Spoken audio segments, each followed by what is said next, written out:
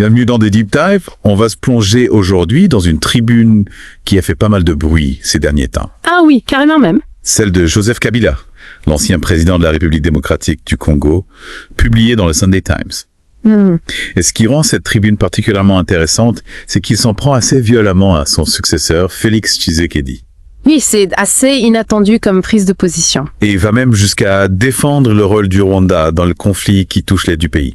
C'est vrai, on est en plein dans l'actualité avec ça. La situation à l'est du Congo est toujours aussi tendue, les combats continuent. Exactement. Et les accusations de soutien rwandais au groupe rebelle du M23 ne font que s'intensifier. Tout à fait, c'est un sujet brûlant.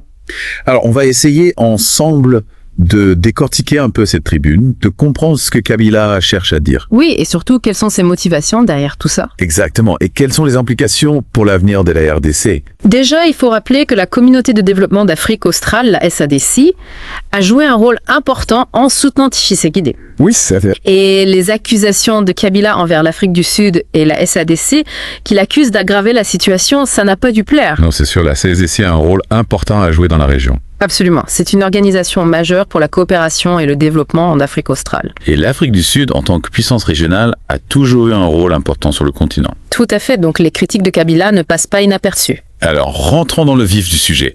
Kabila accuse Tshisekedi de diriger un régime tyrannique. Rien que ça. Oui, et de mener une politique qui a conduit le pays à l'instabilité. Il accuse même de truquer les élections de 2023.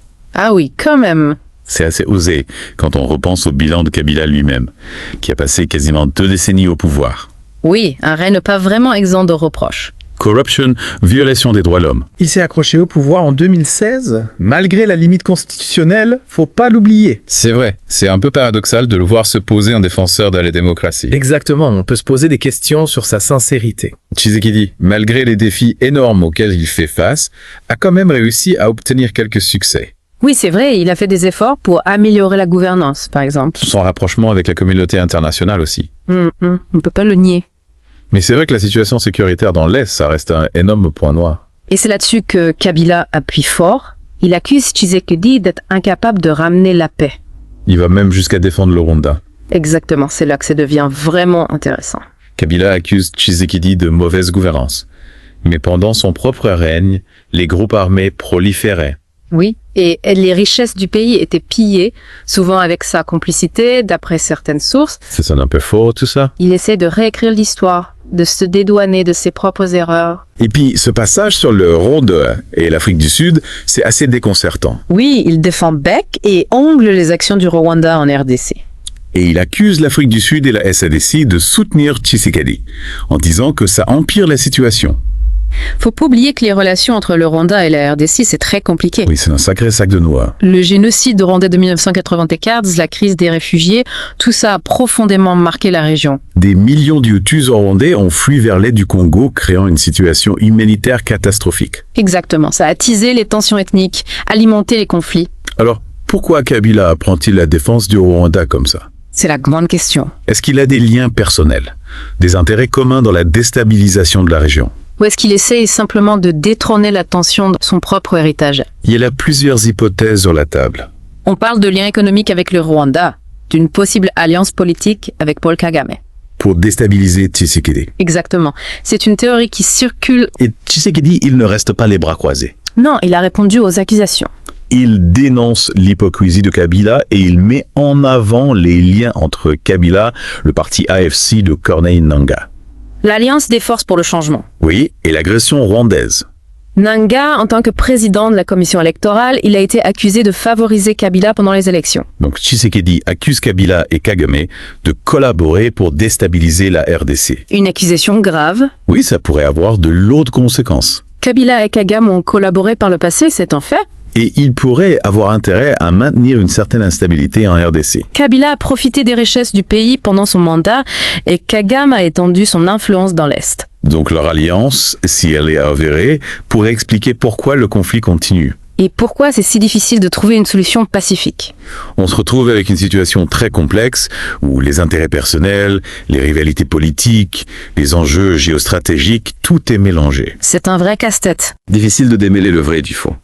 C'est pour ça qu'il faut analyser cette tribune de Kabila avec beaucoup de prudence. Oui, en tenant compte du contexte historique, des enjeux politiques. Tout à fait, il y a beaucoup de choses à prendre en compte. On va continuer à explorer cette tribune dans la deuxième partie de notre deep dive. On va se pencher sur le ton du discours de Kabila, le sous-texte. Essayer de comprendre ses motivations profondes. Exactement, on va creuser tout ça. On se retrouve tout de suite après une courte pause. On se reprend notre analyse de la tribune de Kabila, et un aspect qui me frappe, c'est son silence sur les souffrances du peuple congolais pendant son propre mandat. Oui, c'est vrai qu'il ne parle pas du tout de son bilan en matière de droits humains. Ni de la corruption qui gangrenait son régime. On dirait qu'il veut effacer complètement cette période de l'histoire de la RDC. Son discours aujourd'hui, tout en retenue moralisateur, Oui. ça contraste avec la réalité de son règne, la répression, les manifestations pacifiques brutalement réprimées. C'est difficile de croire à sa sincérité quand il se présente comme un défenseur du peuple congolais. Tout à fait. Son discours sonne faux. Mais attendez, est-ce qu'on pourrait pas voir ce silence comme une stratégie de communication? Comment ça? Kabila veut peut-être se concentrer sur l'avenir, sur ce qu'il perçoit comme les erreurs de Tshisekedi, C'est possible. sans s'attarder sur le passé. Oui, mais ce silence est tellement évident qu'il est difficile de ne pas y voir une manipulation. Vous pensez qu'il essaye de se refaire une image? Oui, il se présente comme un sage, un homme d'expérience qui aurait la solution. D'accord, je vois, il utilise la crise actuelle pour se positionner face à Tshisekedi. Exactement, dénigrer l'autre et se présenter comme l'alternative. C'est une stratégie politique classique. Oui, ça ne date pas d'hier.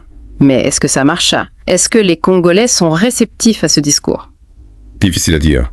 L'opinion publique est divisée. Entre ceux qui regrettent la stabilité du régime Kabila et ceux qui veulent un vrai changement démocratique. Exactement. Et la fin de la corruption. Kabila joue sur cette nostalgie d'une époque révolue, en oubliant bien sûr de parler des aspects les plus sombres. Bien sûr. Il exploite les frustrations de la population face aux difficultés actuelles. C'est ça, le mécontentement face aux problèmes économiques sécuritaires. Une stratégie populiste classique. Tout à fait. Attiser les divisions pour affaiblir Tshisekedi. C'est dangereux, ça pourrait menacer la stabilité du pays. Ah oui, complètement. Et si on revient sur le Rwanda, Kabila le défend avec beaucoup de conviction. Oui, c'est troublant. Ça cache peut-être des arrangements entre les deux pays.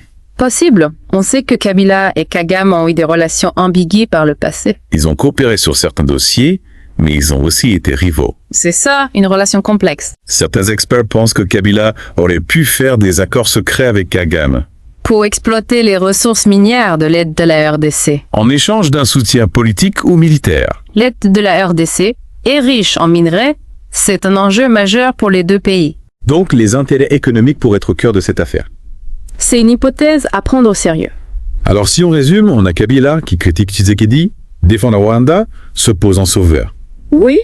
Mais derrière ce discours, on voit une stratégie politique pour revenir au pouvoir. Exactement. Manipuler l'opinion, jouer sur les frustrations. Et la grande question, c'est quel est l'impact de tout ça sur la situation en RDC? Est-ce que ça va aggraver les tensions? Renforcer l'instabilité? On ne peut pas encore le dire avec certitude. Non, mais on peut craindre que ça complique la recherche d'une solution pacifique. Et la communauté internationale, comment elle réagit? Pour l'instant, c'est plutôt la prudence. On attend de voir comment la situation évolue. Mais cette tribune a créé des tensions. Non. Oui, entre la RDC et certains partenaires comme l'Afrique du Sud. L'Afrique du Sud et la SADC ont soutenu Tshisekedi. Les accusations de Kabila ne leur ont pas plu. C'est sûr, ça risque de compliquer la coopération régionale. Affaiblir les efforts de médiation. La RDC a besoin du soutien de la communauté internationale pour sortir de la crise. On a un tableau assez sombre, tensions politiques, accusations, intérêts cachés. Et une communauté internationale qui attend. Pas facile de voir la lumière au bout du tunnel. La situation est complexe, les enjeux sont importants. Oui, il faut suivre les événements de près, analyser les différents points de vue. La RDC est à un moment charnière. L'issue de cette crise aura des conséquences majeures. Justement, dans la troisième partie, on va essayer de se projeter et d'explorer les perspectives d'avenir pour la RDC. On va chercher des solutions pour sortir de ce cycle de violence et d'instabilité. Restez avec nous. Bon, après avoir décortiqué la tribune de Kabila, ses motivations, la grande question, c'est l'avenir de la RDC. Oui, comment on sort de ce cycle de violence d'instabilité? C'est un vrai casse-tête. Pas de solution miracle, mais quelques pistes pour une paix durable. Ah oui? Lesquelles, par exemple? Déjà, un dialogue national inclusif qui rassemble tous les acteurs. Partis politiques, société civile, groupes armés. Exactement, tout le monde doit avoir sa place. Un dialogue franc pour reconstruire la confiance. Oui, trouver des solutions qui conviennent à tous. Mais est-ce que ça peut marcher dans un contexte aussi tendu?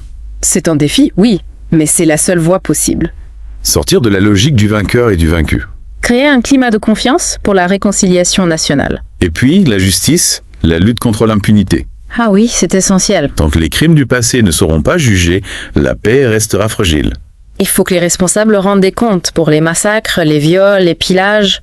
Remettre l'état de droit sur pied. Oui, pour une paix durable. Mais comment faire pour que la justice soit vraiment rendue?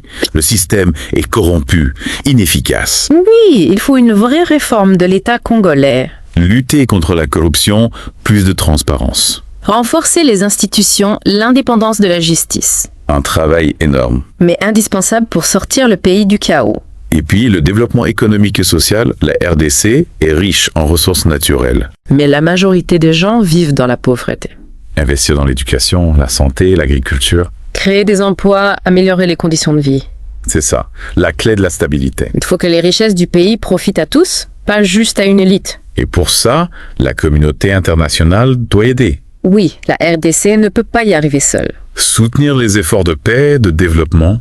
Mais est-ce que la communauté internationale est encore crédible après tant d'années de promesses non tenues? C'est vrai qu'il y a eu beaucoup de paroles et peu d'actions concrètes. Il faut un soutien réel, des investissements massifs. Une aide humanitaire, un accompagnement pour renforcer les institutions. Exactement, c'est crucial. Alors si on résume, l'avenir de la RDC, ça dépend de beaucoup de choses. Dialogue, justice, bonne gouvernance, développement, aide internationale. Un sacré défi. Un défi immense, mais pas impossible à relever. Le peuple congolais mérite la paix, la prospérité. La RDC a le potentiel pour devenir un grand pays. Mais il faut que les dirigeants soient à la hauteur. Qu'ils fassent passer l'intérêt général avant leurs ambitions personnelles. Et Kabila, dans tout ça, est-ce qu'il peut jouer un rôle positif?